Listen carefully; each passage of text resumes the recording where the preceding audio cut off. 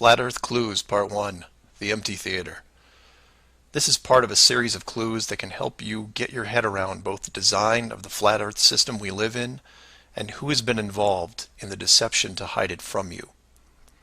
The clue you have to look at is built upon another conspiracy that has been around for decades, namely the space program. Most of those watching this are aware of the varying theories revolving around NASA. The Apollo program, the Space Shuttle, the International Space Station, and so on. The clue itself isn't based on one of these highly debated topics, but the lack of one. More specifically, motion pictures based on actual events.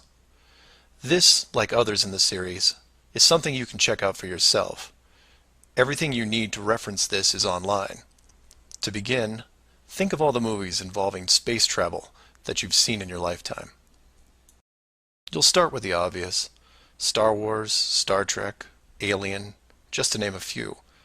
In fact, if you go through your own personal list, you could probably come up with over 100 different off-world movies without breaking much of a sweat. That part is easy.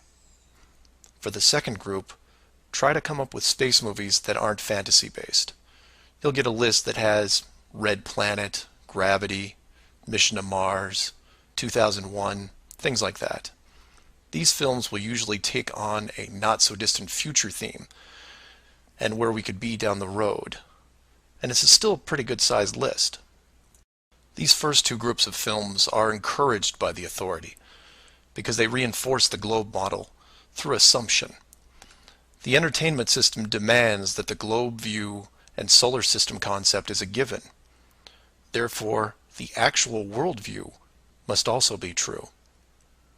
Or to put it another way, if you're using your suspension of disbelief as you watch a movie like, say, Gravity, then subconsciously you're reinforcing the movie right on top of the real world. The more of these movies you watch and enjoy, the more the lines blur between what you want to believe and what you actually know. Watch enough movies about Mars, and you will be less astonished when NASA announces an actual mission to Mars. Same with the moon, other solar systems, and so on.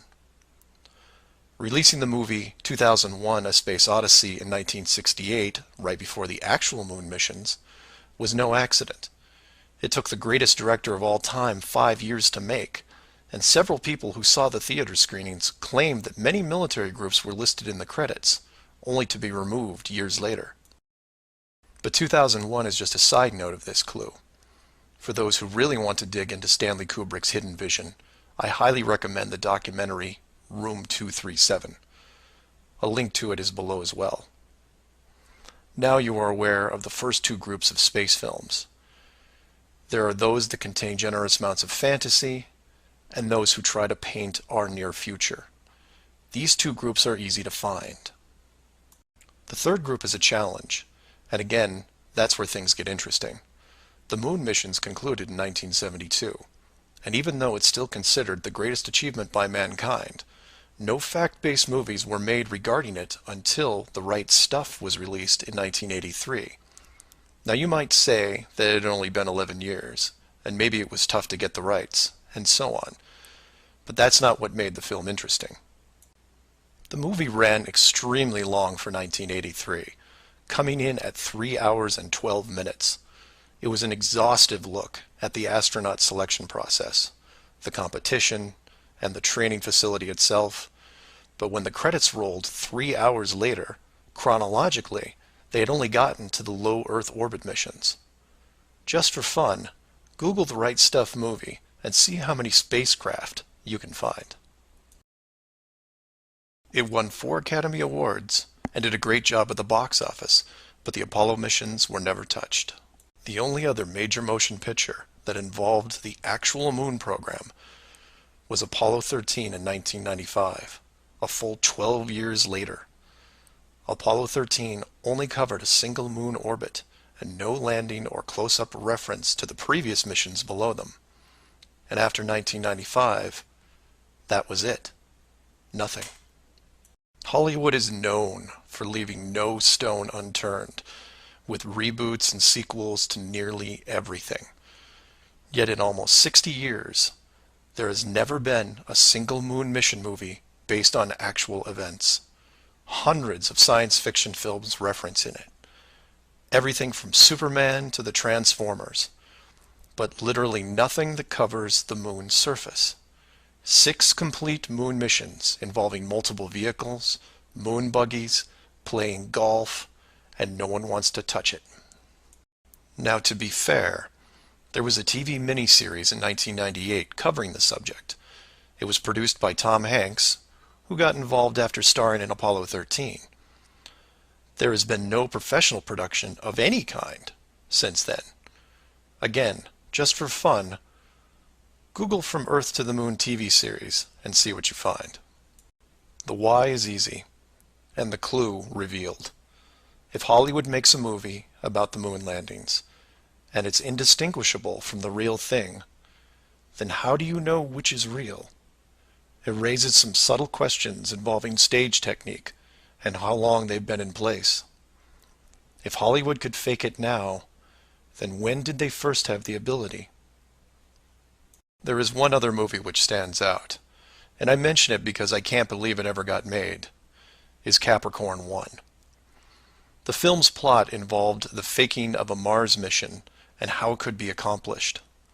In short, it's part of the Conspiracy World Bible. I highly recommend it, and the link is below. To summarize, all space movies are encouraged by the authority, except for the ones that are based on actual accounts. Those are not allowed.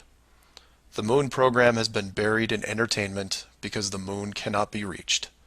It's either outside the barrier or just a highly rendered image, like any planet you see when entering a video game. The world is flat, and this is just one clue.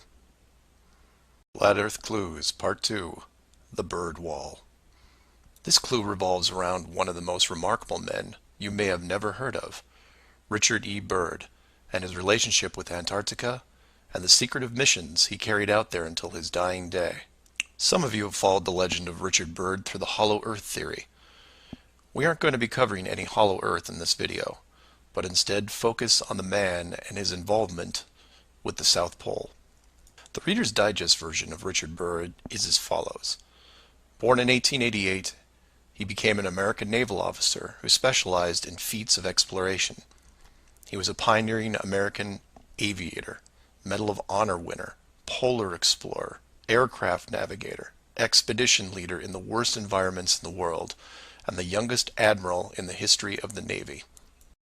In addition, his list of awards takes up several pages in Wikipedia, including 3 ticker tape parades in his honor.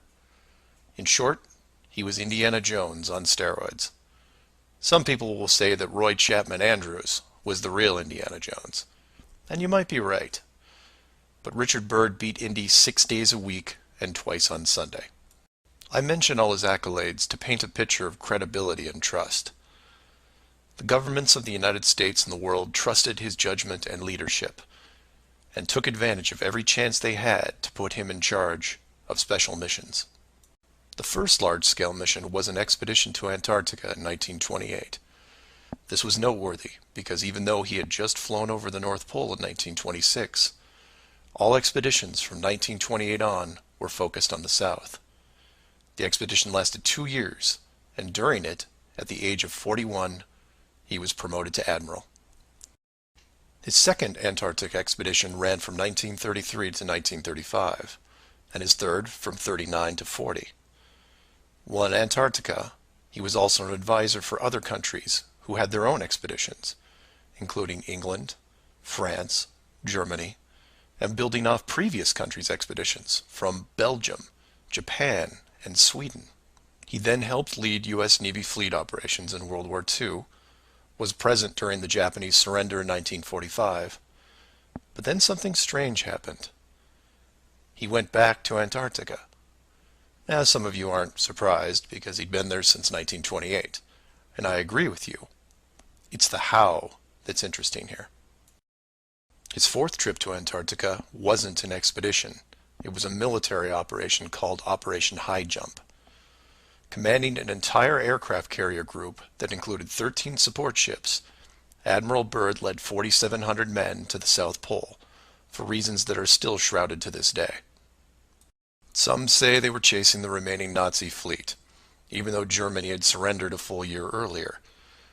Others say there was a Nazi base established in Antarctica during the war, when Admiral Byrd was absent. None of these theories are important for this video. What we do know is that the US had sent an excessively large military force to the ice, all under the guise of peaceful intentions. During this operation, Admiral Byrd told a Chile newspaper this: "The most important result of his observations and discoveries is the potential effect that they have in relation to the security of the United States. The fantastic speed in which the world is shrinking," recalled the Admiral, "is one of the most important lessons learned during his recent Antarctic exploration. I have to warn my compatriots that the time has ended when we were able to take refuge in our own isolation and rely on the certainty that the distances, the oceans, and the poles were a guarantee of safety." After the operation, Admiral Byrd toured the States and gave interviews, the most interesting of which is a national television show in 1954 called The Longines Chronoscope. A horrible name, but a decent show. I've added a segment of it at the end of this video and linked it in the description. During this television interview, he first spoke of an area beyond the South Pole as large as the United States, which no one had set foot on yet. He then went on to say that there would probably be expeditions year after year because the US government had really become interested. The interviewers then probed as to why the interest in the South, when any perceived military threat from Russia, keep in mind this was 1954, would be from the North. He went on to say that it was the most valuable and important place in the world for science. It involved the future of the nation, an untouched reservoir of untapped resources, including coal, oil, minerals, and uranium.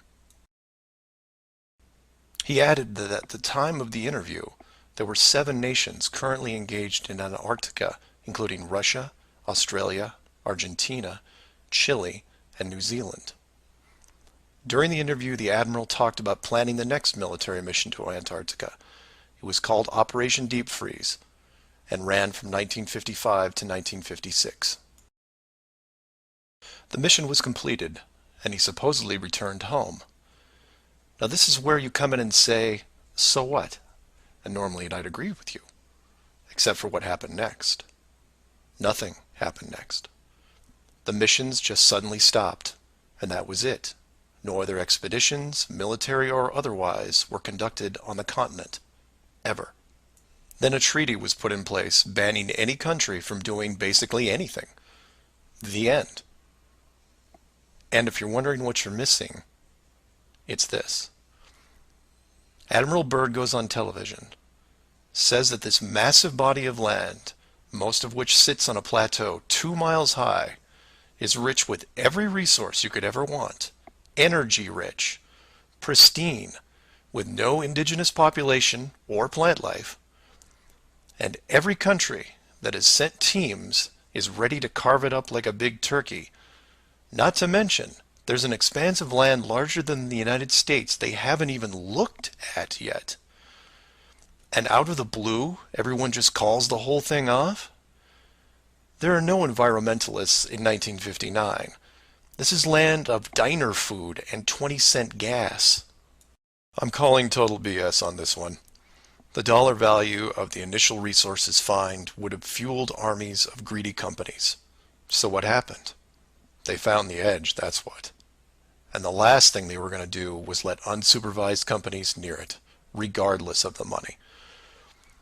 Even if it was hundreds of miles away, you couldn't allow resource corporations even into a safe area, and then years down the road as they expanded, tell them, oh, sorry, you can't go beyond this point.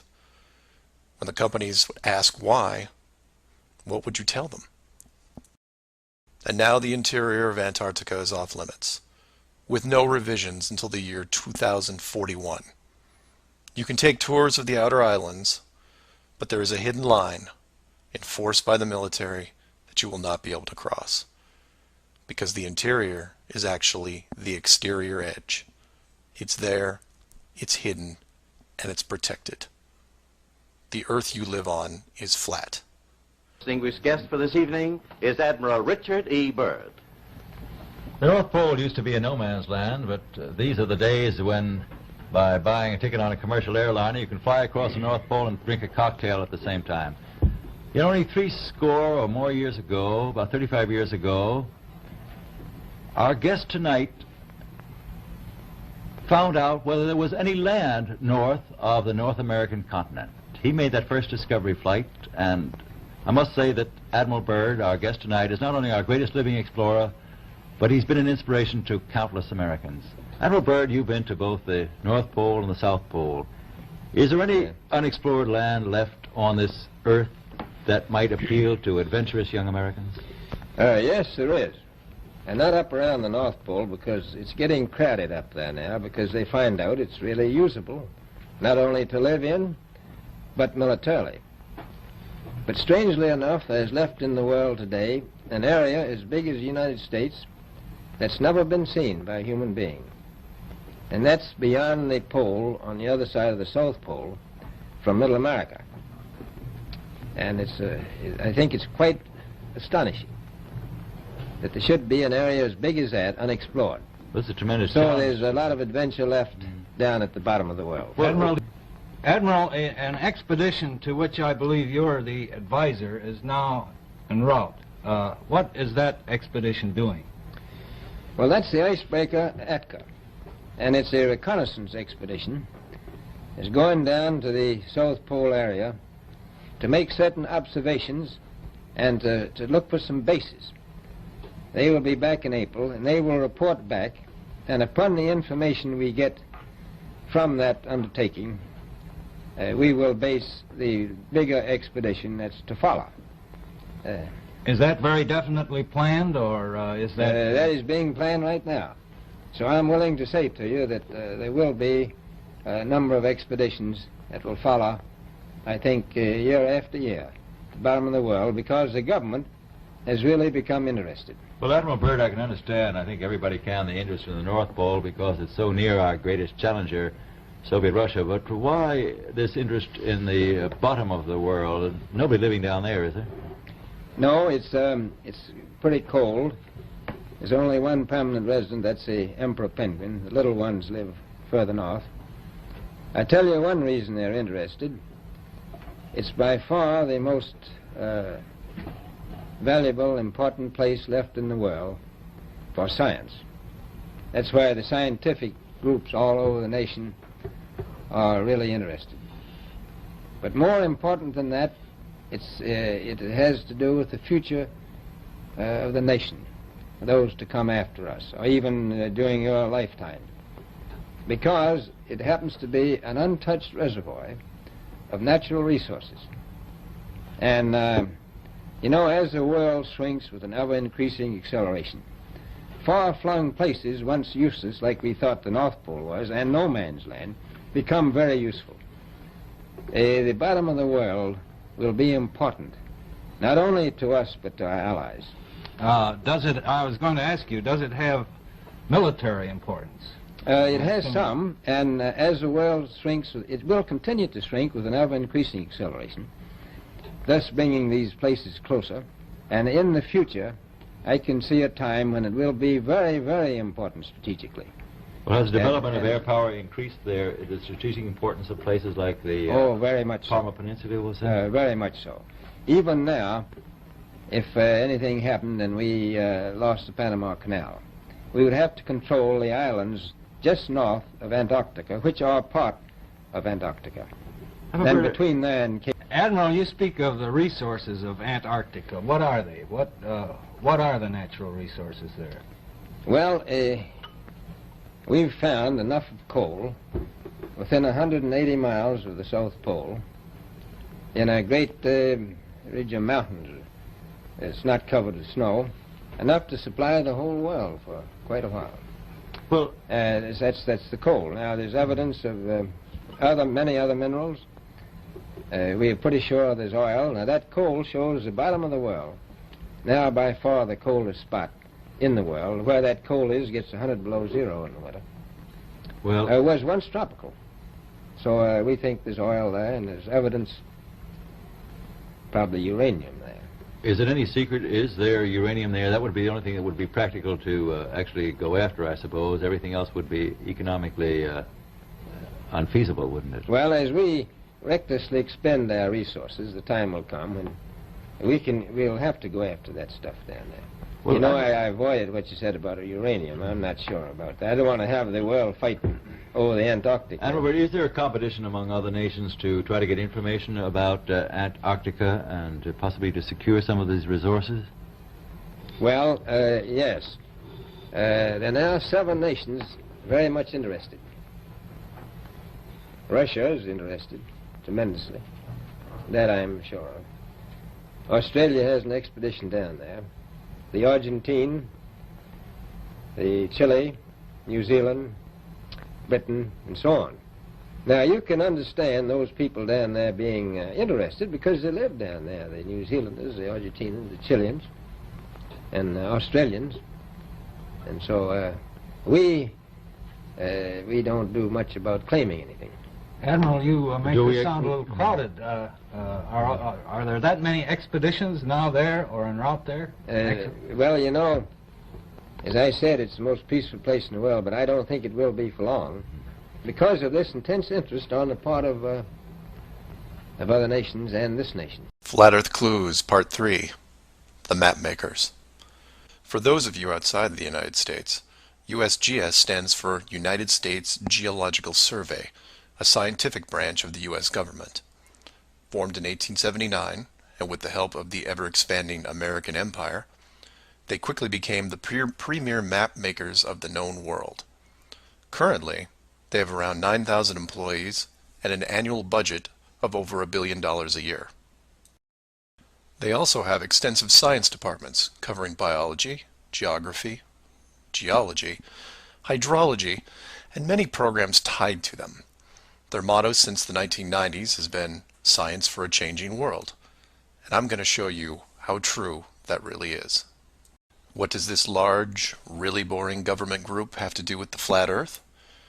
To understand that, you have to look into their origins, which is in geography. To do this, you'll need to open another page that specializes in maps. The maps you see in this video are from Wikipedia, but there are others you can reference as well.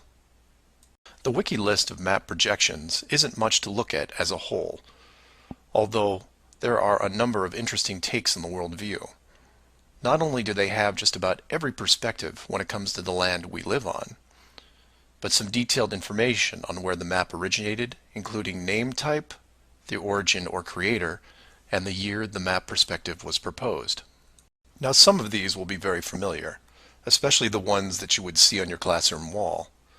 There are a number of variations here, but the one that has been debated on recently would be this one, the Gauls-Peters, which accurately shows the size difference between the continents, the most obvious clue being that the white continent of Greenland is actually tiny compared to Africa.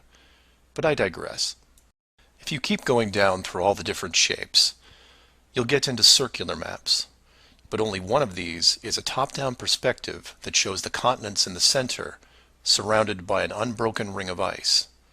In Wiki, it's called the azimuthal equidistant, and just to make it easier, I'm going to abbreviate and call it AE for short. Why is this map so interesting? Well, if you're looking at the Wiki page, you'll spot a few reasons. The first is that in the notes section of the map, and I quote, "Used by the USGS in the National Atlas of the United States." It also mentions that it is used as the emblem of the United Nations. Of all the maps on this screen, it is the only one that references a group of any kind. And if you keep this page open and navigate over to the Flat Earth section of Wiki, you'll notice towards the bottom of the page a similar map. I've referenced it here, and you can tell quite easily it's identical, but not referenced or linked as the AE model. To make things even more strange, we go back to the USGS model, and you see that it was first proposed 1,000 years ago, and you may think, well, that's a bad link. So you compare it with the person who proposed it, and you get this guy, Al-Biruni. Who was Al-Biruni? Well, he lived around 1,000 years ago and was considered one of the greatest scholars of his era, schooled in multiple sciences. Have you ever heard of him? I hadn't. Maybe it's multiple bad references in Wiki. Well, no, because NASA knows who he is and named this moon crater after him. So why is the USGS using a version of the world map designed by a 1,000-year-old Persian scientist? Because it's correct. That's why. So to be clear, let's compare them again. The United Nations flag, the USGS official map of the Earth, and the flat Earth model. All identical, but one isn't recognized and instead ridiculed as an outdated look at the world. And this is one of those political quandaries that the authority gets stuck in. The short version is this. The government is on the same page as the flat Earth, but they can't admit it, even in confidence. We know the Earth isn't flat, they say, but it really is. We know you use the same map as we do, but ours is just an image. And anyone who says differently is obviously crazy. It makes you wonder how long the USGS has been using that model as an official reference. The United Nations started using it for their logos in 1945, and then made some final adjustments in 1947. And the UN flag also raises a few questions, like, why isn't Antarctica represented on the map? Is it supposed to be assumed in the outer circle, or perhaps the spiky olive branches on the outside? They don't mention it anywhere online. And this is what I like to focus on. The gaps, the holes in the plot, the unanswered questions.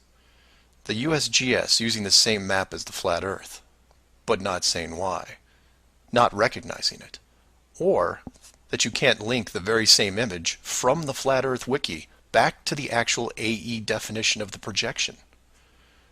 The authority figured out in the 1950s all of the borders of our enclosed world, and have done a great job hiding it over the decades. But the world's a complex place, and there are clues out there just lying around. I think it's time you saw some of them. Flat Earth Clues, Part 4, Shell Beach. This clue covers the near-perfect design of the Flat Earth model, and will break down some of the logic behind the decisions made.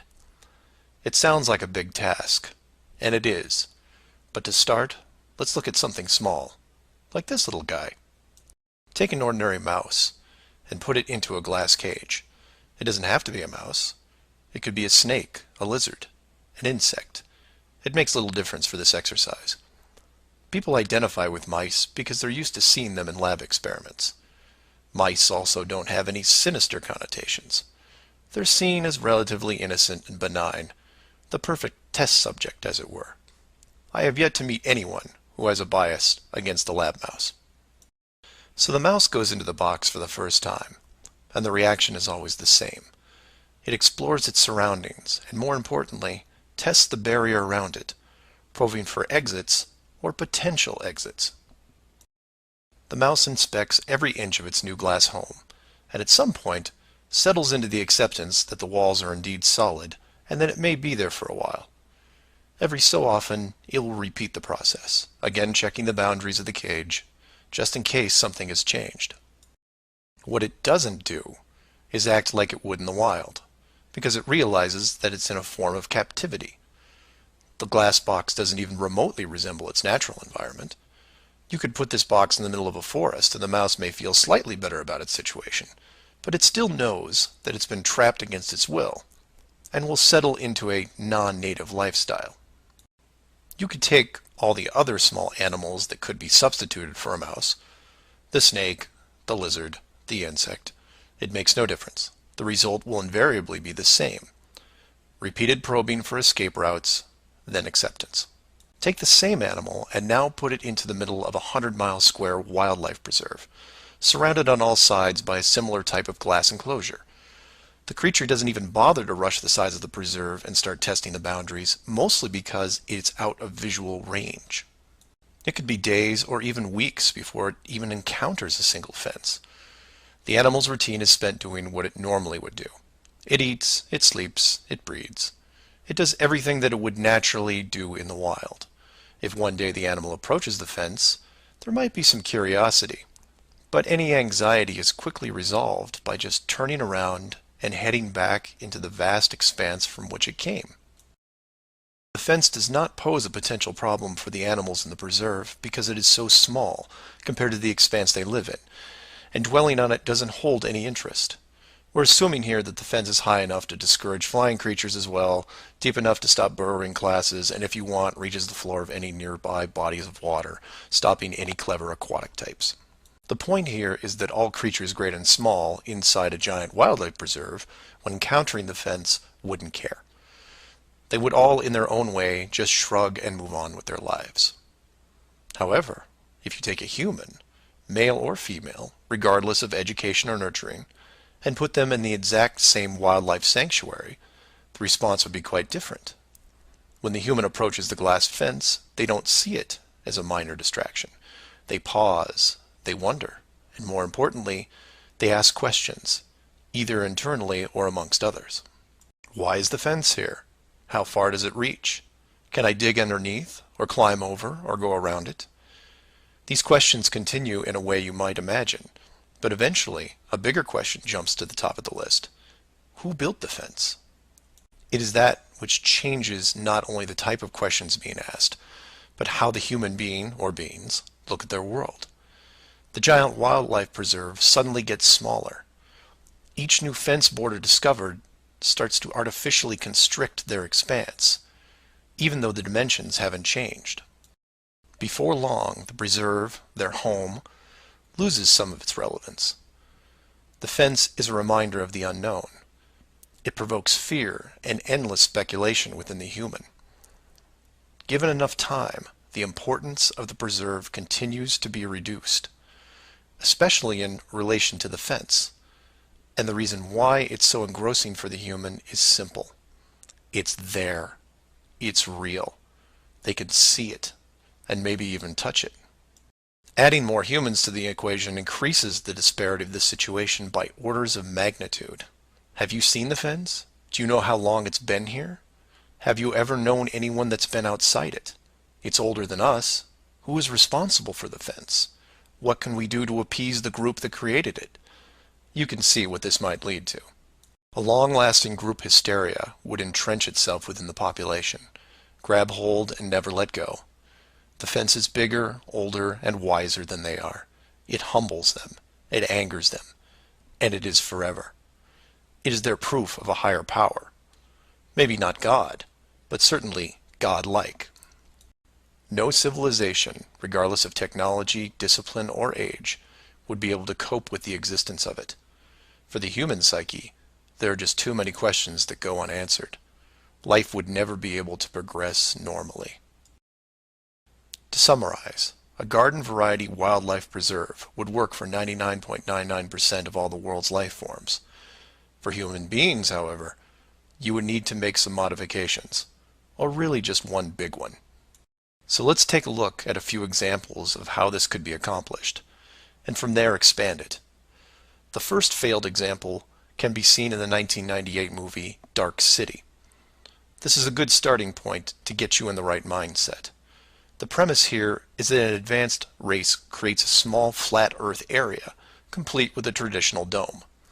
The design, however, is initially flawed in that they built the city all the way to the outer edge, leaving no room for error. To compensate for this, they altered the memories of the human population on a regular basis, therefore repressing any long-term investigations. However, in movies, there are always anomalies, like the police officer who realizes that even though he remembers visiting a place called Shell Beach, there is no way to reach it, because Shell Beach is outside of the flat world and never existed. He just keeps going around the circular city that has no exits. In the end, another man, the hero of the movie, makes it to the edge, steals the advanced race's power, and creates an ocean, which really should have been there in the first place. Move from there to a movie released only 4 months later called The Truman Show. Inevitably, all flat earthers have to take a hard look at this movie from a technical point of view. The movie follows the same lines as Dark City, but in a much more relatable premise, that of a giant television stage built so that the outside world can watch a person go through his life without any knowledge that he is living inside a flat world, surrounded by a physical dome. The movie is interesting on several levels, including construction. Using their existing model of a small town, bordered on one side by a large lagoon and wilderness, and the other a seemingly expansive ocean, while better than Dark City, still had its flaws. For one, it was less than 20 miles across, and even though Truman's desire to explore was repressed, there was still a chance that he would venture to the outer edge, which is where the movie ended. But for the most part, it worked. Truman believed the entire scenario because he was born into it, and then lived 30-plus years without any reason to doubt where he was, which could be said for any of us. If it wasn't for the, and we'll say movie mistakes, that the studio fell victim to, then the show would have never ended. And this then raises hypothetical scenarios like, how many kids like Truman could you have raised inside that dome? 10? 50? Now, logistically, you can see how it might be problematic in keeping tabs on that many kids, especially as they got older. But with enough sleight of hand, it could be possible. A fictional situation just like that was made into the 2004 movie, The Village. And even though it turned into one of those M. Night Shyamalan plot twist things, the premise was very feasible. A wealthy group of idealists buy a large parcel of land in an existing wildlife preserve, create a small town from the 1800s, and raise children there. They pay off government officials to keep planes far away, and spread a myth that monsters live in the forest. As far as the kids are concerned, they actually are living in a small Pennsylvania town in the 1800s. And being born into it, why wouldn't they?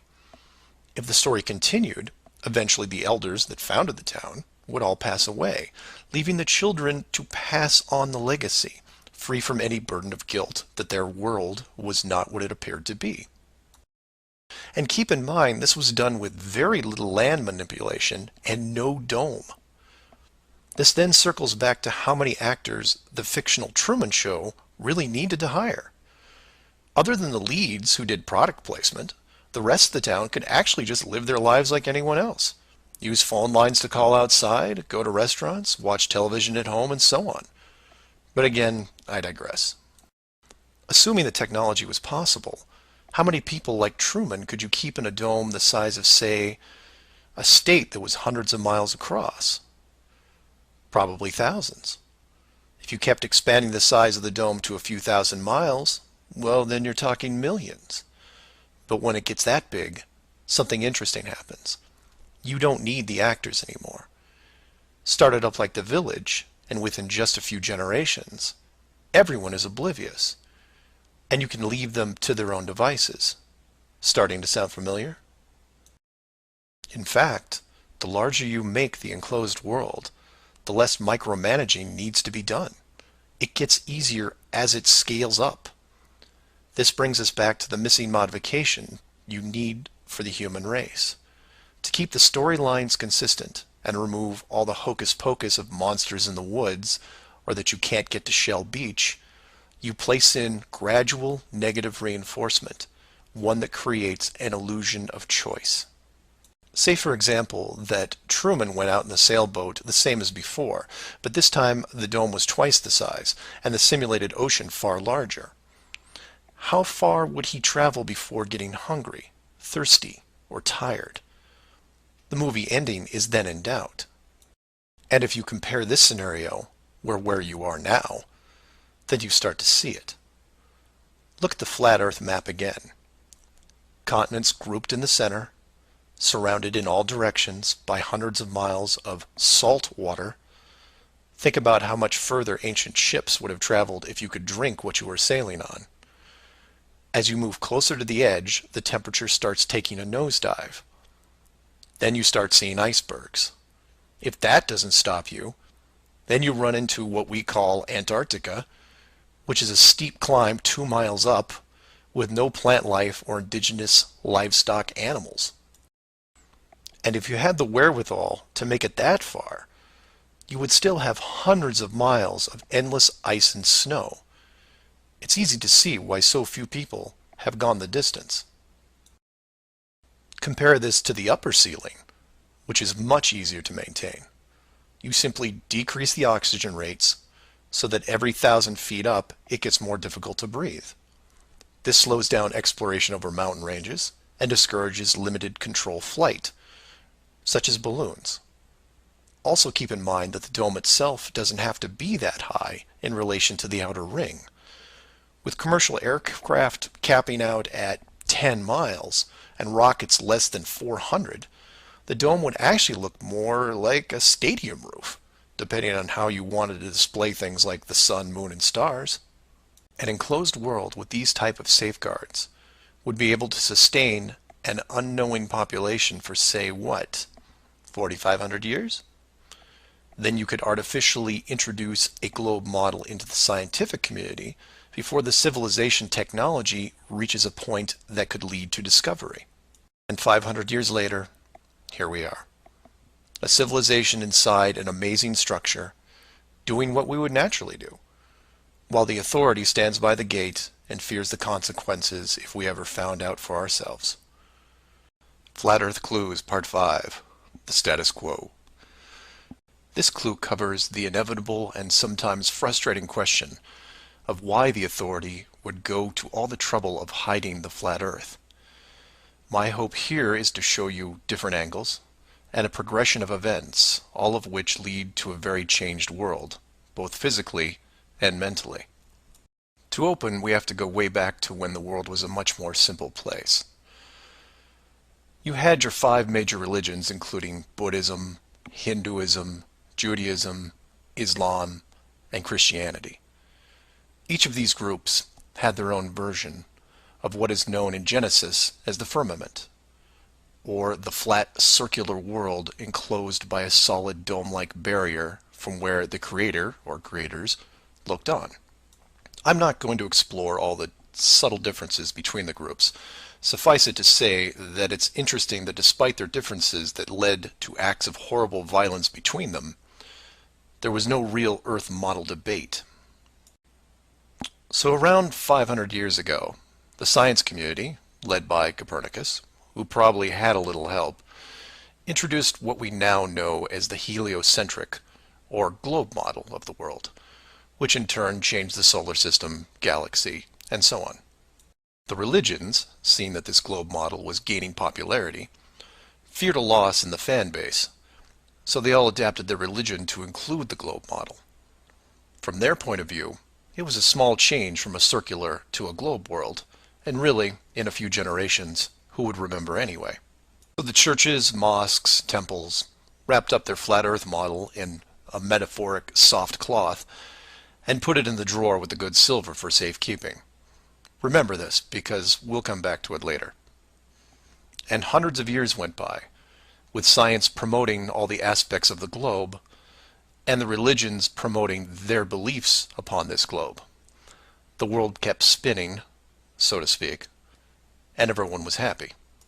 Then in the early part of the 1900s, you get this pesky explorer named Richard Byrd.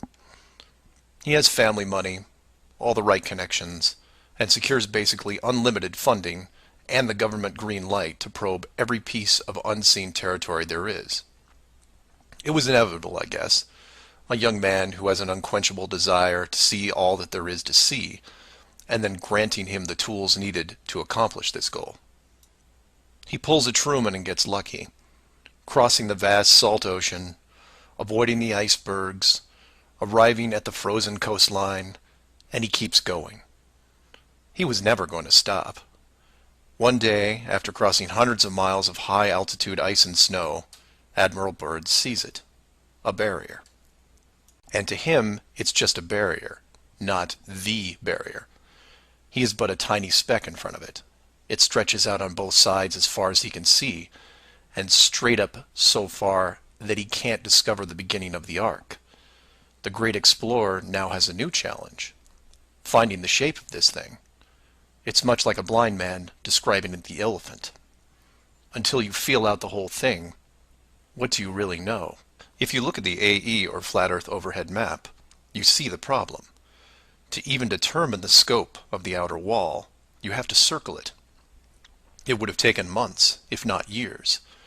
You could use a series of ships going in opposite directions, or planes, but there are refueling stations that need to be built, and so on. His task was challenging to say the least. Admiral Byrd kept laying the groundwork of the great discovery until his eventual death in 1957. A year later, the United States and Russia found the upper edge. From there, the math was easy, and moreover, you could actually see the real world. Then, of course, there is the decision, or deception, depending on how you looked at it. The authority made the call to hide the actual shape of where we live, then sealed off the outer edge from prying eyes, and created the space program not only to reinforce the globe model, but to control it. There was really only one reason they cared about this, and it takes a while to process.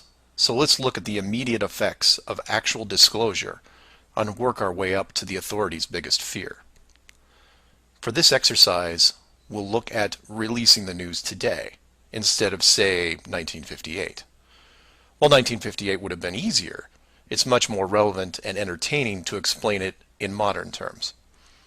We start with a press conference by, let's say, the United Nations, who have discovered that the world is indeed enclosed in a giant high-tech dome of unknown origin and age. The public reacts with wonder and awe, trying to take in the sheer scope of this announcement. Facebook crashes, Twitter crashes, entire mobile networks crash. It's like hitting a beehive with a sledgehammer. News organizations around the world send teams to the outer edge to confirm the finding, and the general public is glued to their media devices.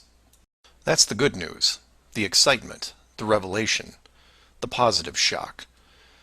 Then the bad news starts coming in waves, some of which you might not expect. The first is the immediate disbanding of NASA and all other world space programs, for obvious reasons.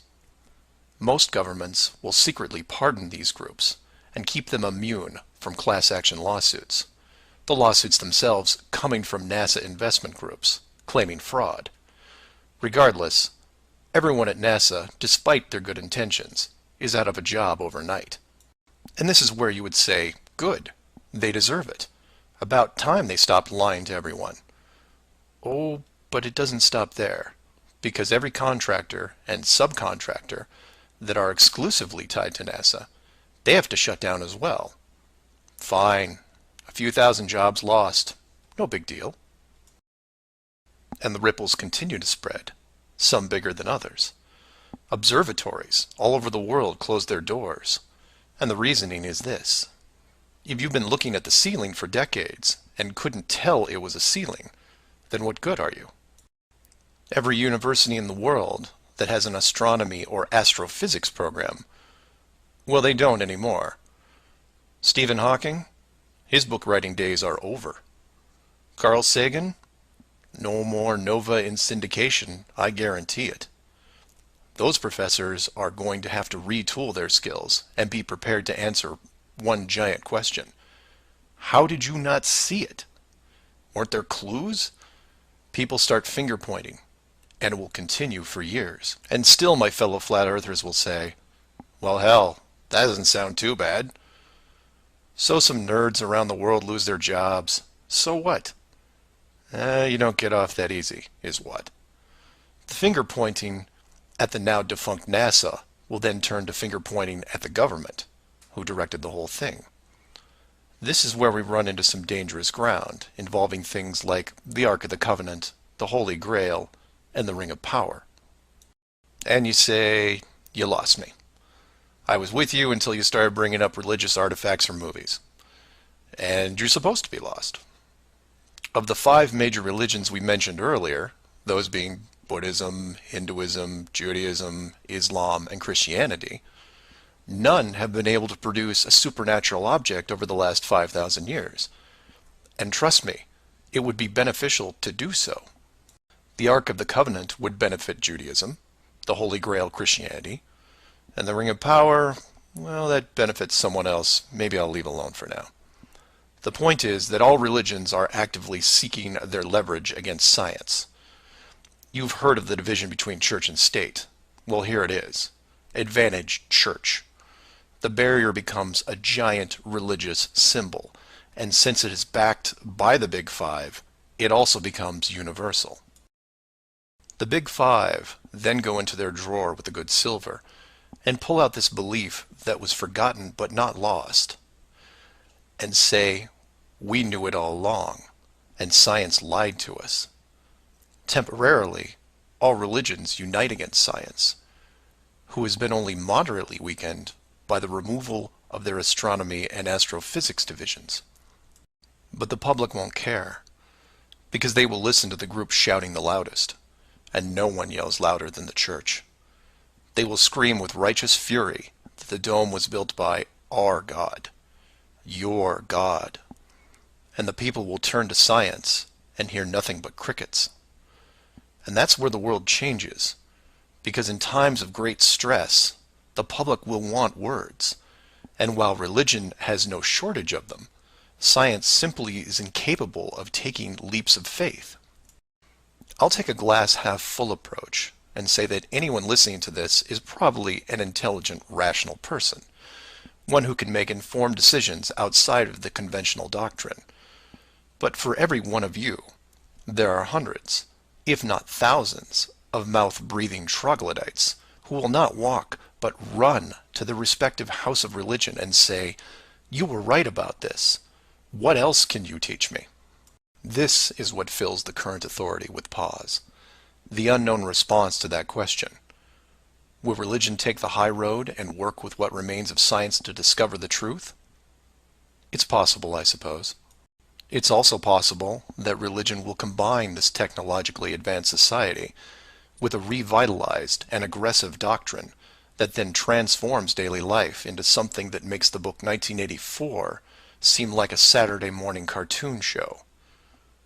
I'm hoping that mankind will prove me wrong, but so far, that isn't the case.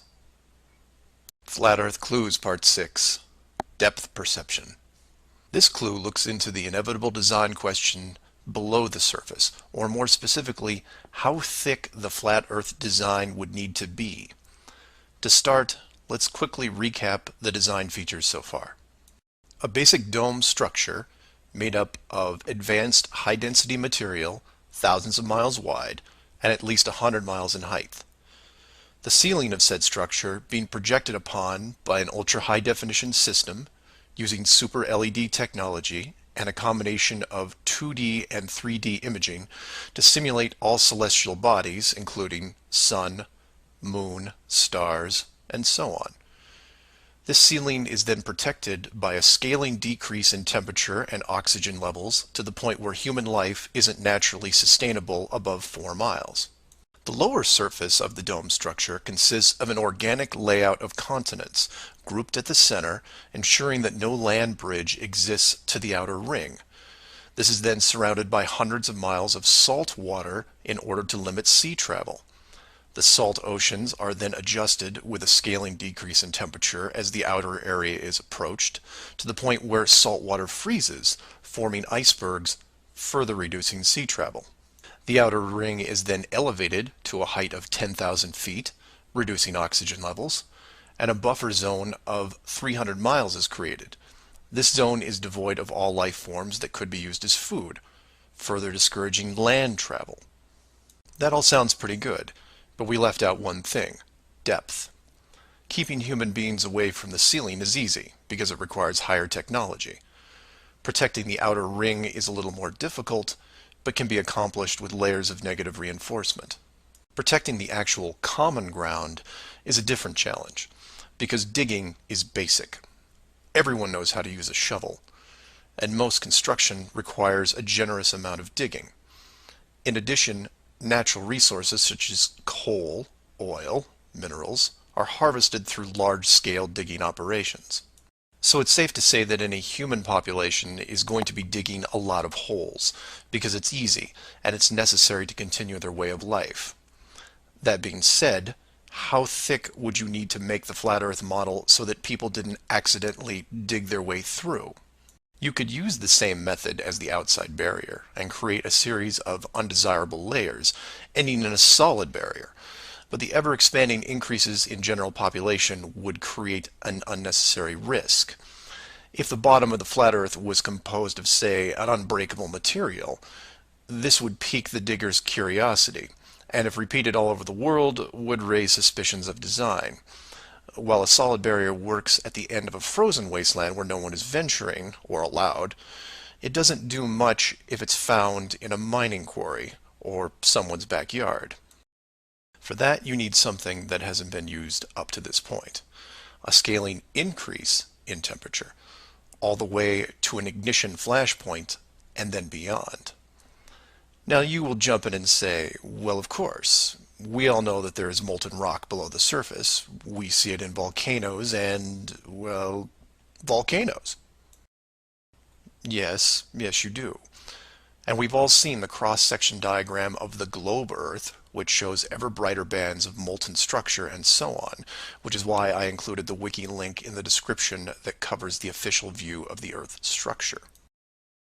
And I quote, "Scientific understanding of the internal structure of the Earth is based on observations of rock in outcrop, samples brought to the surface from greater depths by volcanoes, analysis of seismic waves, measurements of gravitational and magnetic fields, and experiments with crystals at pressure and temperatures characteristic of the Earth's deep interior." In short, they have no clue on what's below them. None. In fact, the deepest holes ever drilled, which I've also linked in the description, only go down 8 miles. To repeat, no one has gone below 8 miles anywhere. And every drilling survey is the same, a scaling increase in temperature to the point where drill bits stop working. And you come back and say, but volcanoes. Yes, there are volcanoes, holes in the earth where molten rock is produced, under pressure, I might add. Certainly that can't be artificially created. No? We can melt rock right now. It's called a smelting plant. What do you think your car is made out of? Melted, reformed, and polished rock. We have the technology to do this. It all comes down to scale. Create a large set of furnaces at, say, 50 miles below the surface that can melt and pump molten rock. And you say, what would the furnaces be made out of? Oh, I don't know. How about the same dome material that can withstand nuclear weapons? So you take the molten rock, locate a few random access points on the surface, and the rest comes naturally. Volcanoes also reinforce the Earth structure model that the molten rock goes all the way to the core, which then in turn reinforces the globe model, and then we're back to where we are now. A smoldering globe flying through space at high speeds that from a design standpoint makes no sense. So how thick would the flat Earth model floor need to be? Oh, for common use, say less than 100 miles, similar to the ceiling in scale. Large heat generators placed in a pattern, a thin layer of molten rock 10 to 20 miles down, which is really just a geologic pipe system to help with the generation of terrain. And there you have it. An efficient way of discouraging all those digging humans from reaching too far, combining a physical barrier with a mental one. 8 miles down and you're going to tell me what the entire core looks like? Give me a break. Flat Earth Clues, Part 7, The Long Haul. This clue looks into a topic I only glanced at in the original guide, which is the southern hemisphere, or in the flat Earth model, the land masses closest to the outer ring. I like to give credit where credit is due, and the long haul title was given to me by a fellow flat earther who did some of the same research I did. The summary of the video is this. If you are looking to show someone how to view the flat Earth from a practical point of view, this is the example I would use. I'm going to show you how strange the world looks using just a few websites, some simple math, a couple minutes, and your brain. You don't have to write anything down, unless you want to, of course. I'll give you everything you need on screen and break down one of the examples as well. I'll also link the sites in the description for reference. First, here are some websites that help you calculate distance. The GPS on your phone already does this, and you may have an app as well, but here are some dedicated examples. Timeanddate.com, tripit.com, distancefrom2.net, worldatlas.com, freemaptools.com, and travelmath.com. If your favorite isn't listed here, like Google Maps, then use whatever is most familiar to you. Now we are going to look at two specific groups of cities. The first group is going to be from the area around Australia, including New Zealand. We'll call this Group 1. Group 1 includes Melbourne, Australia, Sydney, Australia, Perth, Australia, Auckland, New Zealand, Christchurch, New Zealand, and Hamilton, New Zealand. The second group is going to be some cities in South America, all in the southern hemisphere. I mention this because if you go high enough, you will run into a few cities that won't work. Group 2 includes Rio de Janeiro, Brazil, Sao Paulo, Brazil, Brasilia, Brazil, Buenos Aires, Argentina, Lima, Peru, and Santiago, Chile. Again, there is a link in the description with many other airports. Now, these two groups are interchangeable, as you would imagine, so you can start or end with either Group 1 or 2. The results will be the same, and just to make it interesting, I'll use a slightly different example which a fellow flat earther did the legwork on and show you that even these two groups aren't exclusive.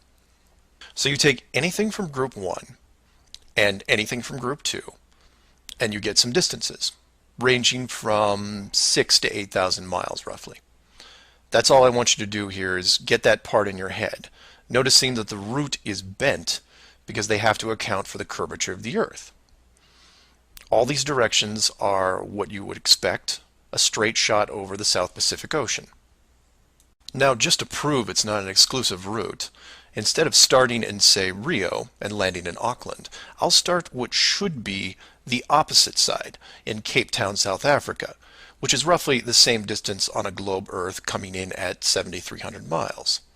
Notice on the map it's still a straight shot through the Indian Ocean and not crossing any countries.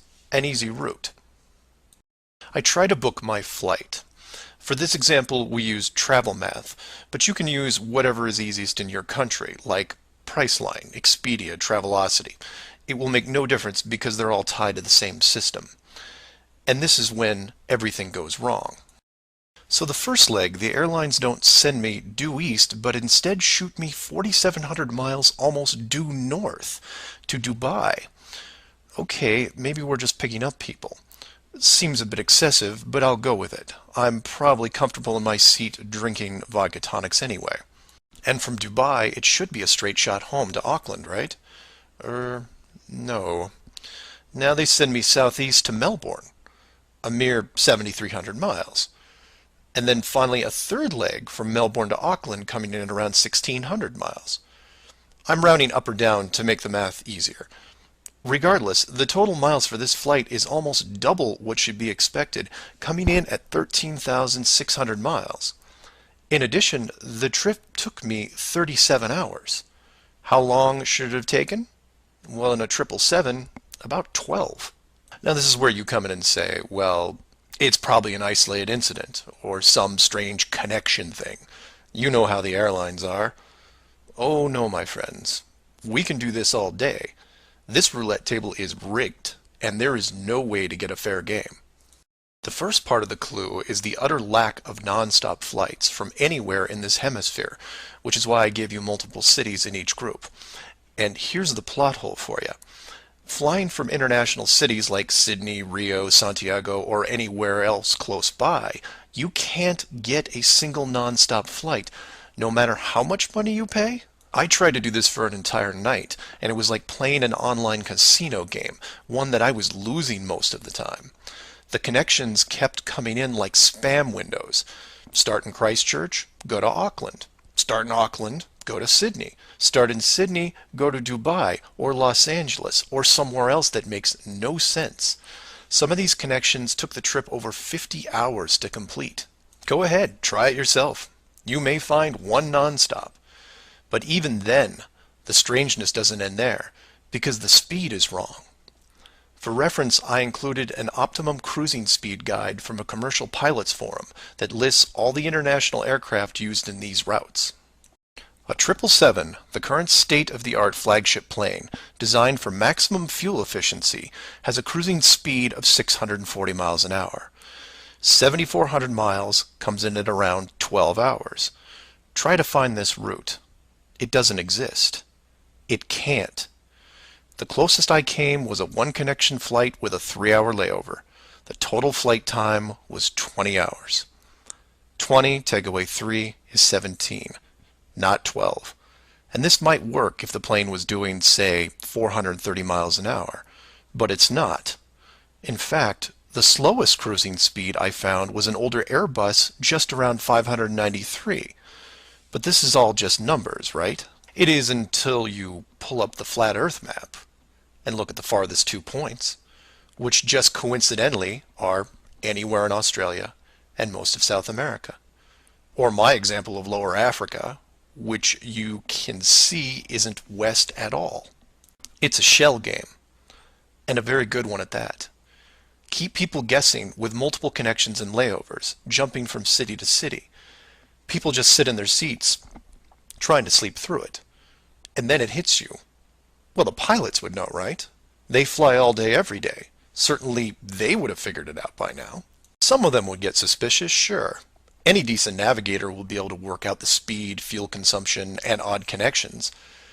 But imagine what they would have to get their head around. First, they would have to ignore the world GPS system that has been leading them to their destinations without error. If you want some interesting side reading, check out the link on the history of the GPS. And I quote, "Developed in 1973 to overcome the limitations of previous navigation systems, integrating ideas from several predecessors, including a number of classified engineering design studies from the 1960s. Oh, and by the way, was created by the Department of Defense, the same people that closed off Antarctica. GPS went fully live in 1995. So if you were a pilot before then, you might have been able to pick up a breadcrumb trail. After that, very difficult. Plus, let's say you did figure out that something was off. Who exactly would you tell? The FAA? You would be looking around and wondering why you were the only one to see it. And then what? You make the leap of faith and see that the entire map system is wrong? Never gonna happen. You might as well just tell them that an alien spacecraft followed your plane around for 2 hours. We know what happens then. Start playing Flight Time Casino for yourself. See what interesting things you can discover. And while you're at it, show it to any pilots that you know. But don't forget to leave the words Flat Earth out. Because that's crazy, right? Flat Earth Clues, Part 8. The Creative Force. This Flat Earth perspective takes a look at the design from the ever-present why standpoint. And although it will review some of the dome technical features already discussed, I'll try to do it from a different angle, or more specifically, why I might build it. Someone mentioned to me recently that while the dome was a very big concept, it made the world much smaller. Kind of like what Admiral Byrd expressed in an interview all those years ago. This someone also said that it made them sad, which I understood. And while I did what I could to comfort this person, I realized that I could have done more. So this video is for the people who look upon this world with their new eyes and start drifting into a state of melancholy. To preface, this isn't jail, nor are you lab rats. And before I'm done, I hope to show you a version of why.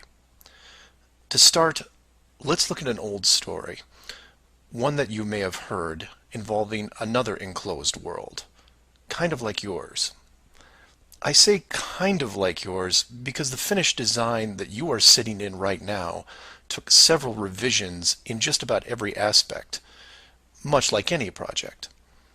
You come up with ideas, you see what works and what doesn't, and you improve the process until you come up with something that, while not everyone agrees upon, satisfies the best of all criteria. One of the first dome layouts involved a race of people who were supremely driven by ambition. They didn't have a word for lazy or fear. They absorbed knowledge very quickly, incorporating physics, advanced electronics, engineering, and drove their technology with energy from the enclosed world itself. And when their technology had reached the point where the dome's structure was discovered in its entirety, there was no reaction of wonder and awe. They just looked up and squinted at the sky. Eventually, those squints turned into glares. Oh, they had religion to be sure, and it was tied to their daily lives, but to them, this wasn't religion. It was a challenge. Almost like they weren't that impressed. Hard to fathom, right? Seeing that your world had borders, but instead of being afraid, shaking your fist at the sky with arrogance. But that's what they did. So much confidence and might that when they found out where they really were, a new priority was created. At first, they dedicated broadcast channels to calling the dome builders out, demanding answers, and ran them day and night. At the end of each cycle, the words kept repeating, "We know." But arrogance ebbs at patience, and their demands were met with silence, which was taken as blatant dismissal. This fueled their ambition even more. The people withdrew all their efforts from breaching the outer barrier and formed a new plan. If the creators were not going to submit, then they would build a bridge and meet them at the gates. So a building was designed. But to call it a building was to call the pyramids a sand castle. It was the greatest structure ever conceived, at least to them.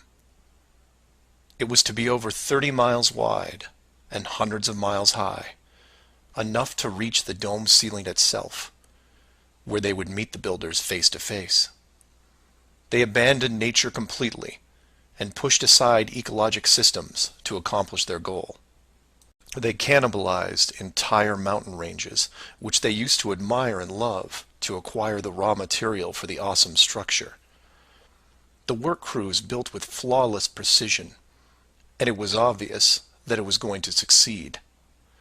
A bridge to the edge of the sky itself.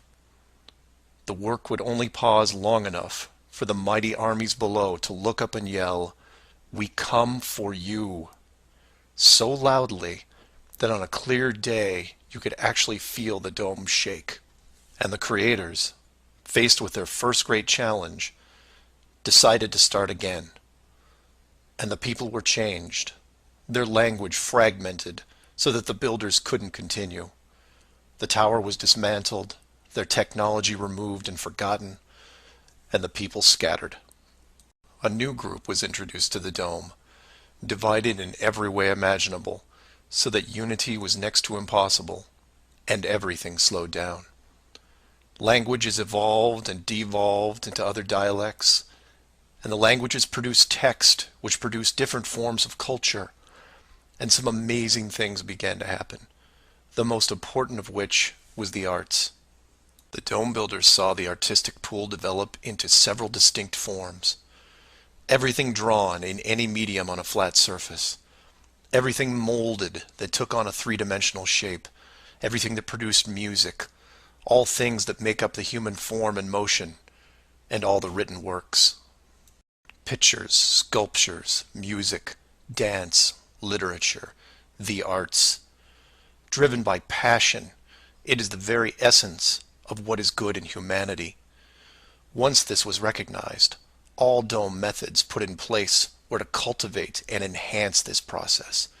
Land masses were adjusted with geology and temperature to support every kind of terrain, with mountains, rivers, oceans, plains, forests, jungles, deserts, all of it stunning, all of it stimulating the human mind, nourishing it. And the modifications continued, with seemingly endless shades of weather. The sky was overhauled, a moon added, and layers upon layers upon layers of stars, so that one day, when the people were able to see further than their own eyes, there would still be something new to see. And the arts flourished. But there was a cost. The languages and division of cultures had put the population at odds, and wars were raging at regular intervals. The dome builders debated if the price was too high. Plans were drawn up to make more changes, until they noticed that the arts thrived even through the worst of conflicts, producing grace and beauty despite their burning world. It was wonderful and terrible at the same time, and the debate outside the barrier continued to intensify until a majority spoke out and said, "This world is a creative force, and we must see what it leads to. The barrier must be hidden at all costs." So the globe model was put into the population, and both science and religion adapted to it. The arts grabbed onto it like a new drug, the creative minds of the world exploding with new concepts. Their universe was now infinite, and the rules changed. Science then led to science fiction, which opened up everything else. Books, pictures, sculptures, dance, and music, all reaching deep into space. Decade after decade of wonderful possibilities, rising above the ashes that were at their feet. And it's not just the artists, it's everyone. You affect others, who affect others, who inspire others, who build it, paint it, sculpt it, sing it, who then put it up on a pedestal and hold it under the light and say, "This is a piece of who we are." And for every one of them, there are hundreds of others who, for whatever reason, were unable to express the songs and images and stories that are in their heads. Imagination is far more important than knowledge because it is limitless. It is your shield, your sword against the cruelty of destructive forces. There are those right now who live in chaos, whose life is surrounded by a swirling nightmare from which they think they'll never escape. These are the true warriors of the world, and they are far braver than me.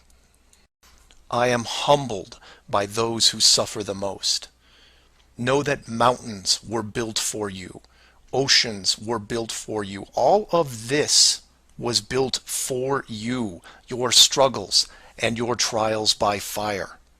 It may be today, it may be tomorrow, but one day the curtain will close and this stage will be struck. And when the dust settles, no matter where you are right now, you'll see the big picture and have new eyes, and you will be shown what wonder really is.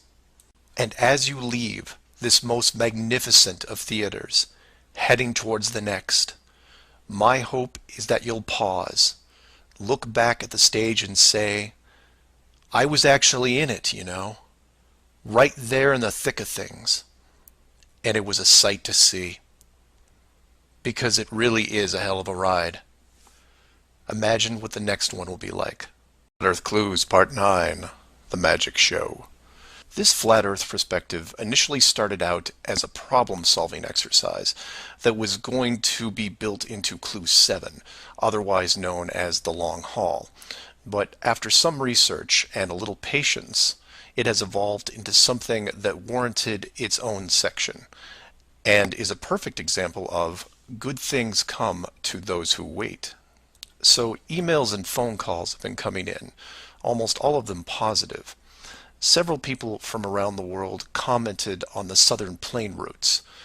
They said that while 95% of the long routes in that hemisphere were connections, which in itself raises red flags, there were a few pesky non-stops that seemed to contradict the overall logic. The question then posed to me was obviously, are they real flights? Could they be put there to throw the Flat Earth group off? If it was a trick, could I figure out what it was and how it was accomplished?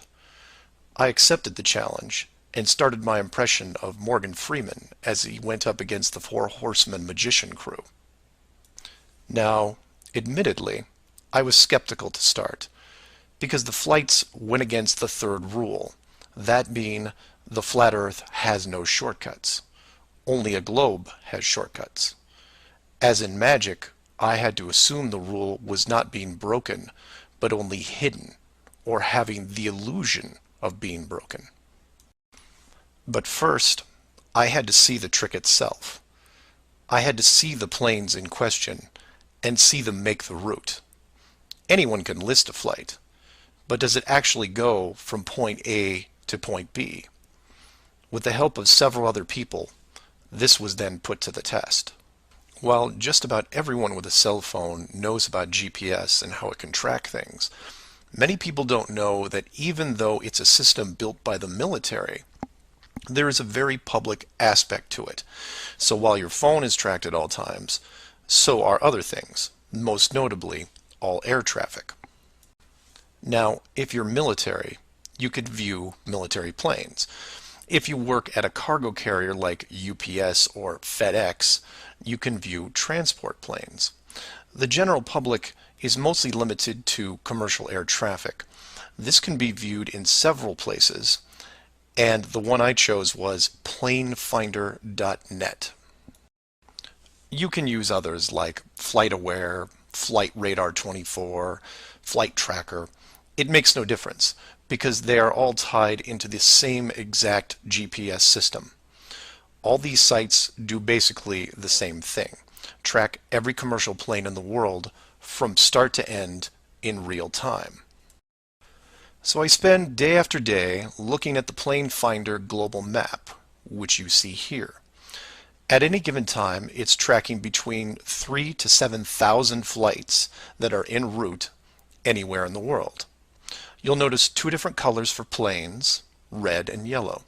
Yellow just means there's a 5-minute delay in processing and only applies to the United States. The point here is, in order to prove out these flights that go against flat Earth theory, I need to watch a few as they cross either the South Pacific or Indian Oceans. The web page updates automatically, but just to be sure, I close and reopen the page every 30 minutes or so and wait for an ocean plane. And I wait, and I wait, and I wait some more. Hours pass, days pass, and no red planes to entertain me. And somewhere in this process of me just staring at these empty oceans, waiting for a plane to cross, something occurs to me. Can you guess what it is? Nothing is crossing these oceans. Not non-stops, connections, multiple connections, nothing. But that's not possible, right? The planes have to reach their destinations. So I change gears and just watch the coastlines of anything in the southern hemisphere, and I start to see it. I follow a simple plane out of Brazil on its way to South Africa, which, by the way, is not part of the long-haul argument. It's offshore just a few hundred miles. I get something to drink, and when I come back, it's gone. Just a glitch, right? So I follow another, and another, and the same thing happens again and again. Once the plane reaches an imaginary line in the water, GPS makes it disappear. Then a friend who is also working on this problem sends me some links, which I've included in the description. I encourage you to take a look at them. At first, they don't seem like much, just an average flight log showing speed, altitude, locations, things you could expect. Then you scroll down to about 3:30 in the morning, and the location drops away and is replaced by either the word approximate or the word estimated. This then continues for the next 5 hours until, miraculously, 1 hour before landing, the flight log reestablishes itself, and the GPS system shows the plane in real time about to reach its destination. So to be clear to those who may not be seeing everything here, the flights are being dropped off GPS, and their flight data is also turned off and stays off until they are almost on top of their arrival point. And you say, well, that's how GPS works. Well, no, because the northern hemisphere has planes flying all over their oceans. And then you say that maybe it's a localized southern hemisphere thing. And I say, then why are all the flights over or near land perfectly tracked? Furthermore, this is a US-based system, with Americans flying on vacation every single day. You're telling me that those people aren't going to be tracked? In addition, the Vanishing Plane Act is happening to not only the South Pacific and Indian Oceans, which I would expect, but also the South Atlantic, which isn't part of the flat Earth argument. There are a bunch of flights that cross this relatively small ocean between South America and Africa, and every one of the planes is hidden shortly after takeoff. So then you say, what would be the purpose of hiding those shorter routes in the Atlantic? It's because of something I didn't see right away. If you hide one flight, you have to hide them all. Showing the GPS routes in the Atlantic, but leaving out the Pacific and Indian Oceans would raise different questions. So the logic here, despite being very sneaky, is sound. The third rule is that the flat Earth has no shortcuts. If you look at the azimuthal equidistant map again, and look close, you notice that while the South Pacific, South Atlantic, and Indian Oceans make up the lower sections on a globe, they make up the outer ring on a flat model. In that model, there is no shortcut between Australia and South America. If you are creating flight routes, you have only two choices. You take the long way around, clockwise or counterclockwise, and stay on the ocean. Or you cut across the land in the middle. But if you cut across the land, you have to create connections, because on a globe, it wouldn't make sense to fly over the top of the United States to get to South America. Neither of these choices are ideal. So the authority came up with a compromise. Disable GPS and lose the planes for every ocean flight in the southern hemisphere. Then reactivate them once the destination is reached. This is just one of the lengths that they are willing to use to keep you from seeing it. Don't just hide some things, hide everything, so that maybe the topic isn't addressed. And some would come back and say, well, nice going. You just pointed out a flaw in their system, and sooner or later they will fix the gap. Maybe. But not soon, I think. Remember, this is a rule, not a guideline. They can't change the map, so they have to work within its limitations. If they have a better workaround, I can't wait to see it. Flat Earth Clues, Part 10, Hiding God. As you can tell from the title, I'm taking a different approach. Eventually, I was going to have to address the question of what happens next, or what we do now with the information at hand.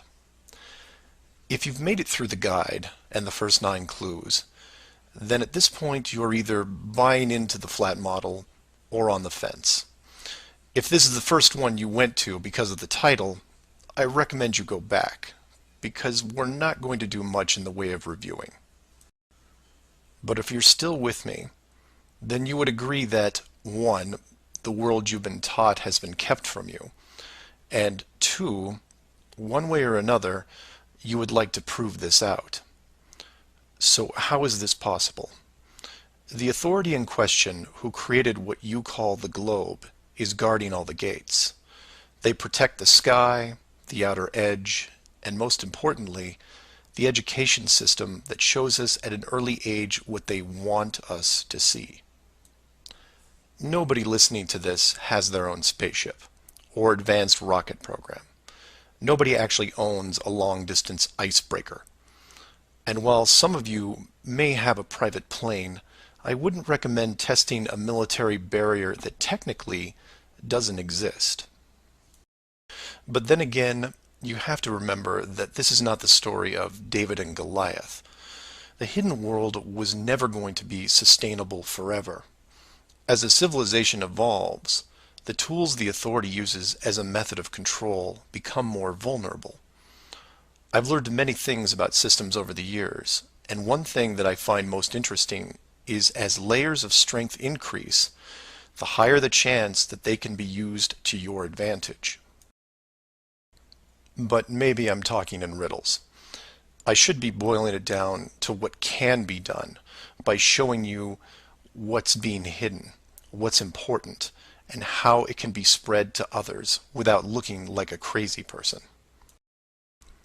To be clear, and I can't stress this enough, do not start conversations with the word flat earth.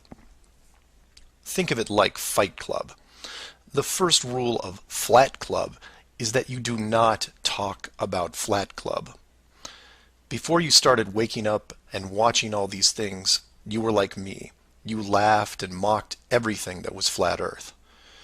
You may have learned faster than others, but the knee-jerk reaction by 99% of the people was created the day they sat down in a classroom and stared at the globe. Look at the videos, not just mine, but others who are putting forward some great arguments, and ask the questions that people can relate to. I'm going to introduce 3 very important questions that you can use, each with a statement that precedes it, and each statement is a motivation for a different group of people. If you don't fall into one of these 3 groups, then I guarantee you know people that do. The first statement is this: you are being hidden. What do I mean by that? Well, this goes back to Clue 7 and Clue 9, which talk about the flights in the Southern Hemisphere. If you are flying a plane over the Southern Hemisphere, your flight is not being tracked. How can this be used to find out the truth? It's simple, it's quick, and it costs no money. No matter what country you live in, send a quick note to your local, state, or federal representative and ask them this question: why are citizens of our country flying over oceans without the safety net of the GPS system? And remind them that GPS stands for global, not partial. Without GPS, anything could happen to your plane and no one knows where you are. And while you're at it, remind them that the GPS system was built by the United States Department of Defense, who never does anything small. The system that is in effect now has what appears to be huge, deliberate gaps in the Southern Hemisphere only. Do not mention flat Earth. Just voice your concern about the safety of you, your loved ones, and your fellow citizens. Will they get back to you? Possibly. Will they give you a satisfactory answer? Not a chance. Because they will only have what the military gives them. What this will do, however, is create a unique buzz in certain circles that may prove to be useful later. The more politicians or high-ranking officials you contact, the greater the noise. The motivation here, as you can tell, is general public concern. The second statement is this: wealth is being hidden. What do I mean by that? Goes back to Clue 2 and every other mention regarding Antarctica. In 1954, it was announced on national television that the continent was just millions of miles of rich energy resources. And by 1959, it was sealed off like Area 51. How can this be used to find out the truth? By contacting anyone you know in either the petroleum, natural gas, or mineral industry. This means ExxonMobil, British Petroleum, Royal Dutch Shell, Chevron, ConocoPhillips, BHP Billiton, Rio Tinto, Glencore, Anglo-American, and there are many others. Find anyone in these companies and make inquiries about their prospects in Antarctica. Send them the link to the Admiral Byrd interview and ask them why, if there are no environmental conflicts regarding oil, gas, or mining, Why aren't they allowed to even petition the idea, even when the world's energy resources are dwindling more every day? Put the sound of money in their ear.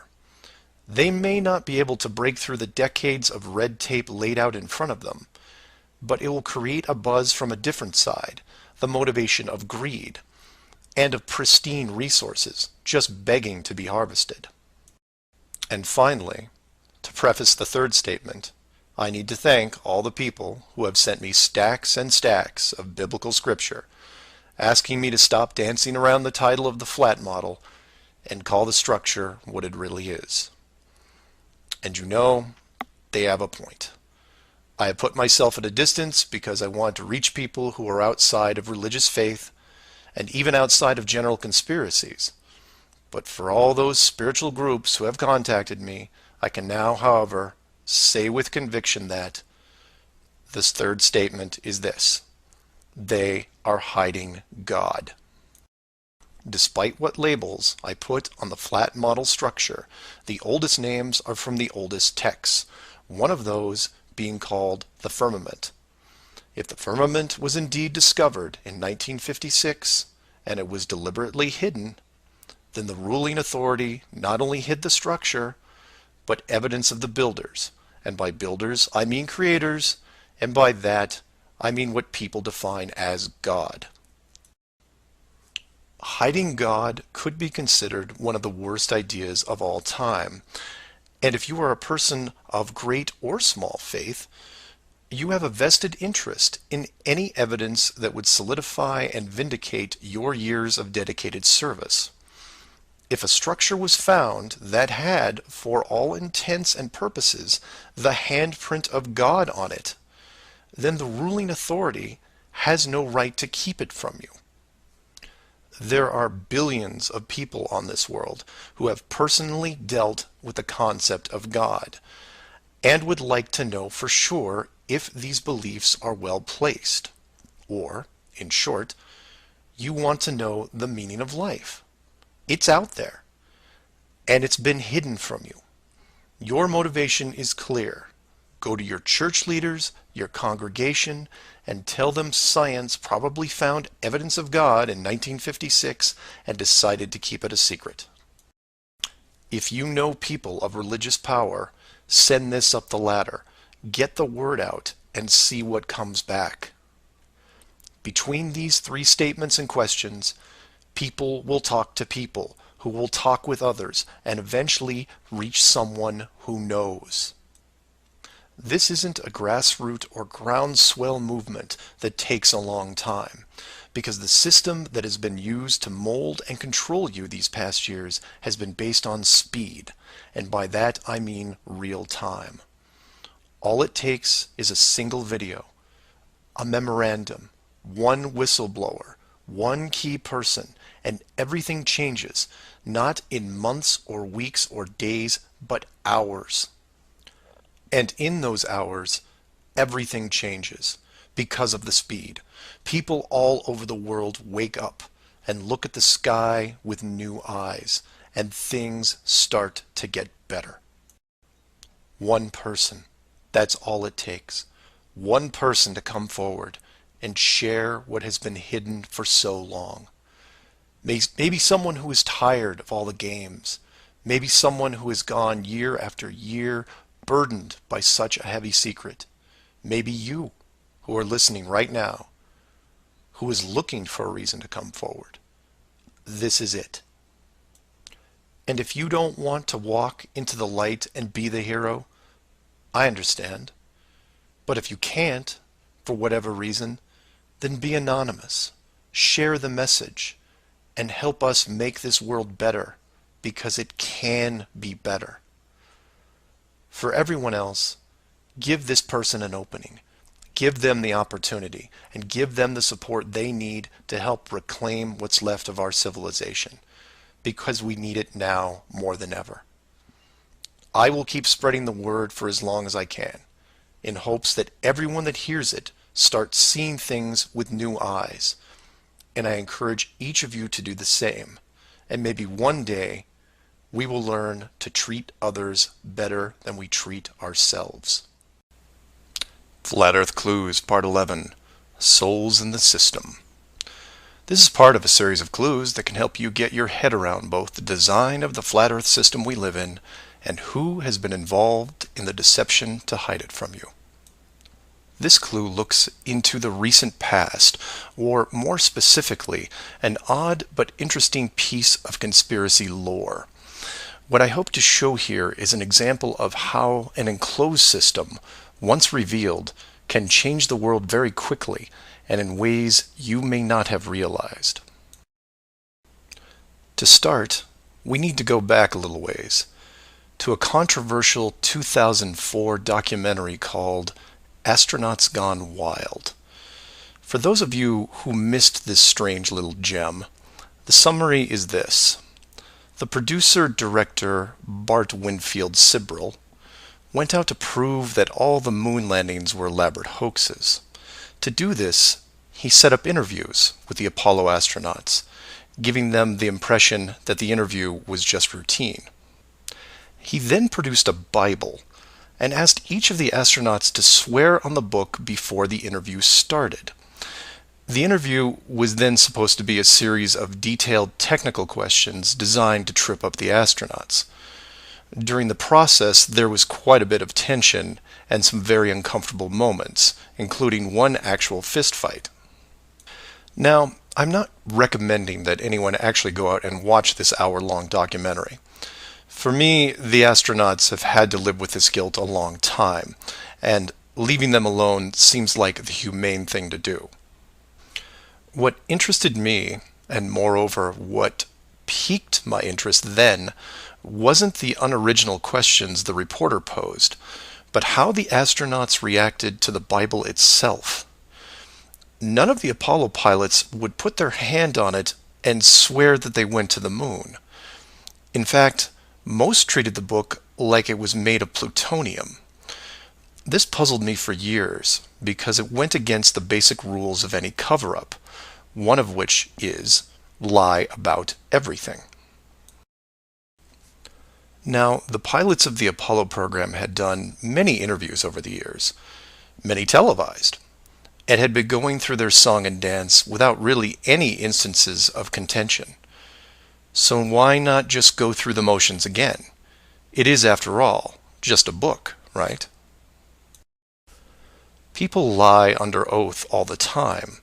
It's called perjury, and every country has an extensive system of laws and punishments to deal with it. These punishments don't seem to stop the people from committing perjury, and you can read about it almost every day. Furthermore, the astronauts were not in court. This was just a room, sometimes their own home. So swearing on the book would, for all intents and purposes, be meaningless. And this sat in the back of my head for years, because it didn't make sense. Why would astronauts, trained by a very large military science program, be afraid of just putting their hand on the book and just tell one more lie? Well, for them, it may have been more than just a book. It may have been a symbol of something much bigger. You see, for you, me, and almost everyone else, a holy book is a symbol of faith, because the creator or creators have yet to be revealed. But if you knew that the creators were real, then the book becomes something much more tangible, more relevant, more sobering. Or more to the point, the Apollo astronauts would have been let in on the enclosed system during their tenure with NASA, and over the decades, this system created certain truths for these men, one of which is, someone could be watching. Now, whether the builders/creators are actually watching every little thing we do can be debated, but if you have proof that they are real, then the thought of your every move being scrutinized is a very real possibility. This is what you and I may suspect, but don't feel. The Apollo pilots, however, are a different story. If they were shown how the world really looked, then their attitude towards the book takes on a whole new meaning. In fact, it didn't have to even be a Bible. It could have been an encyclopedia or a piece of wood, because it was the idea that made them pause. And if you're still not getting it, then I'll ask you directly. If you actually saw some of the creator's handiwork and knew that there was a chance you were being watched, and there was a scorecard involved, would you swear against that and lie about something? Would you roll those dice and take the chance? Or to put it another way, everyone has gotten frustrated about something, then looked up and cursed the sky. Would you still do that if you knew that a creator was up there and possibly listening? That's just one example of how knowledge of the enclosed system changes people. The astronauts didn't want to roll the dice and lie because there was a real fear of retribution. And while they were confident that a bolt of lightning wasn't going to strike them down, they also weren't going to push their luck. And we all take on the same approach in daily life. Everyone who drives has run a stoplight. We know when we see the yellow light that it's too far away, so we hit the gas and hope for the best, especially if the traffic is light and we aren't putting anyone in danger. But you take that very same intersection and put a red light camera on it, well, then things change, don't they? Do you hit the gas and roll the dice? Not a chance. You hit the brakes and hope that you can stop in time because you are being watched. You may not be a model driver by any sense of the word, but you understand this rule and this place, and you don't break it. And this one aspect is why I'm pushing so hard to see the enclosed system revealed. Because as a civilization, we seem to be only as good as what we can get away with. This isn't an issue with freedom, it's an issue with doing the right thing. You know that running red lights is a bad idea. The camera is a reminder of that. Imagine all the things that would change for the better if the enclosed system was revealed. Would you lie to hurt someone? Would you rob a bank, commit fraud, or embezzle? Would you steal anything unless your life depended on it? And while people would still get angry and fight, would they maim each other? Would they kill? Would anyone knowingly commit murder? Would you bully or extort people for profit? In fact, knowing that the world was created, would you do anything malicious towards anyone? If the world is not a globe, but instead enclosed, then wars end. Hate crimes end. Maybe not overnight, but quickly. Because you may be, for the first time in your life, actually accountable for your actions. You realize now that you are a very real soul in this enclosed system, and you have a responsibility towards your fellow man, one that can be boiled down into one simple rule: treat others better than you treat yourself. This is why it's so important to show the world as it really is. This is why I am asking the authority itself to open the door and let this secret come through. You've kept this hidden for too long, and the people who live here with you have been through enough. This isn't about money or power anymore. It's about our very souls, the essence of who we are. Wealth and titles don't define your heart. Hiding the entire world may have seemed like a good idea at the time, but we have gone way beyond that. Have you actually seen our home recently? This needs to be fixed, and it needs to be now. The people won't forget the deception, but they will forgive you for it, because a truth like this will make them more noble, something we should have been since the beginning. So do your own research and always, always ask questions, because that's the only way you will find all forms of the truth. Feel free to email me at msargent23@comcast.net or 303-494-6631. Flat Earth Clues, Part 12. Real Eyes. This is part of a series of clues that can help you get your head around both the design of the flat Earth system we live in and who has been involved in the deception to hide it from you. This clue covers an enclosed system feature, which for me at first seemed like just a necessary aspect of the process. That being what we perceive with our own eyes, because for many, that's the validation we need. Can seeing things with our eyes really be trusted, though? The more I looked into it, the more it became apparent that they cannot.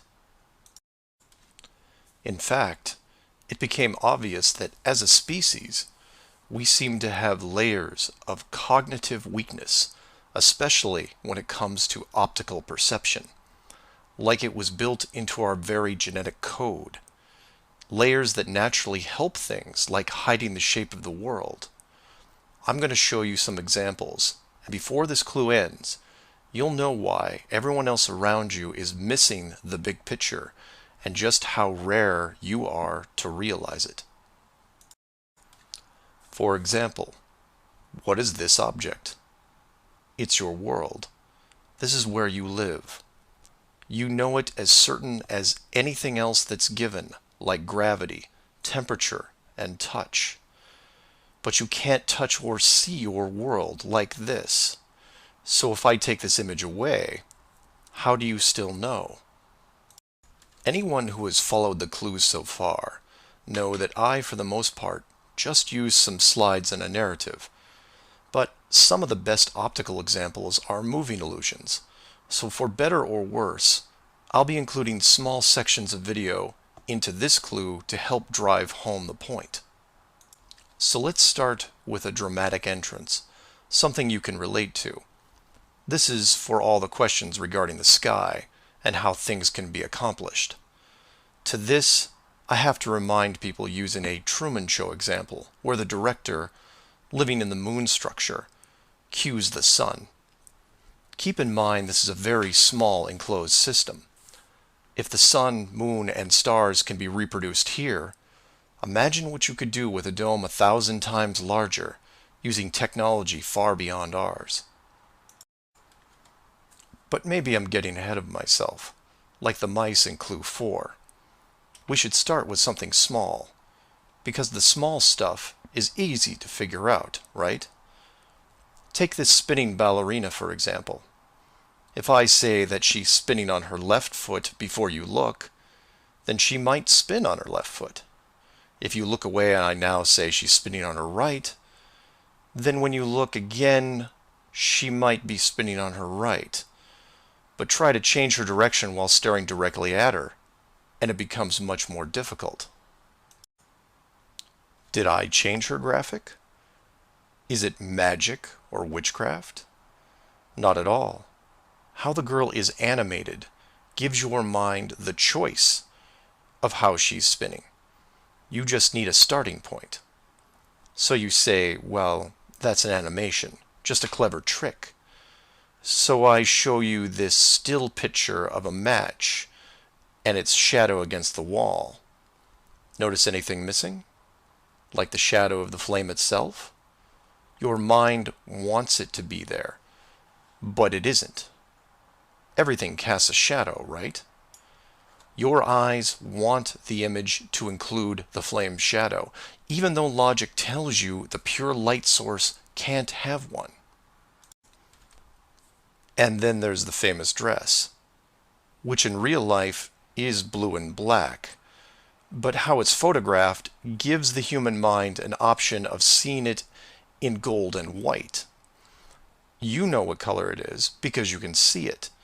But if someone else sees a completely different color, then who's correct? If everyone in the room sees black and you see gold, are you wrong because you're in the minority? And what does that say about possible illusions that can be tailored to a small group of people? Or just you? Human eyes are easy to manipulate. Take this classic example. If you pause the video and stare at the 4 dots in the center for 30 seconds, then turn away and look at something white, then you will see a residual image of a bearded man. But that's not the trick. It's that the residual image is in color, even though you are staring at something black and white, showing you that your eyes can be conditioned in a relatively short amount of time. And speaking of black and white, let's see if you can avoid a simple distraction. Focus on white and try to see how many passes are made by the white-colored team. Can you tune out everything else and count the number of white passes? You're confident that the total number of passes is 13. And congratulations, you would be correct. But this wasn't about the number of passes. It was about the bigger distraction. By following the white team, you were ignoring the black team. And, moreover, everything black. So you failed to see the dancing black bear that was right in front of you. Don't worry, I didn't see it either the first time. And being that you now know how it's done, you can't be fooled again, right? Rewind and try it, still focusing on the number of passes, and see if you can catch the bear. It's harder than you might think. Many people will see this dragon and think it's a computer-generated effect. It's actually very real, but the illusion only works from certain angles. If you walk too far one way or the other, you can see behind the illusion. If you cannot see behind the scenes, your mind can't break out of the illusion, no matter how hard you try. And this then leads us back to something that shouldn't be a trick, but is. It's called the Mercator map. And you say that it's not a deception, it's a real map. How do you know this? Because it was on a wall in your school classroom? All geographers in the world know that this map is very wrong. The correct perspective is this, the Gall-Peters. It shows countries how they actually are in comparison to each other. This is the map that should be in schools right now, but the authority thinks you'll be more comfortable with the old map. You say that they aren't that much different, that at least the location is correct, right?